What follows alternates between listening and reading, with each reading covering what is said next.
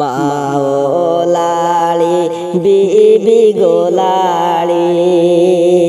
লালি বিবি সকিনা হায়রে লালি বিবি সকিনা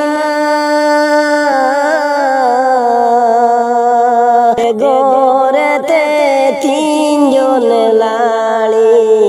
খালি সোনার মদিনা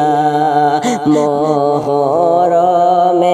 10 তারিখে কে গোটাইলেন রবানা হায়রে কি গোটাইলেন রবানা কলিজা ফাটিয়া যায় মোর বলিতে সেই ঘটনা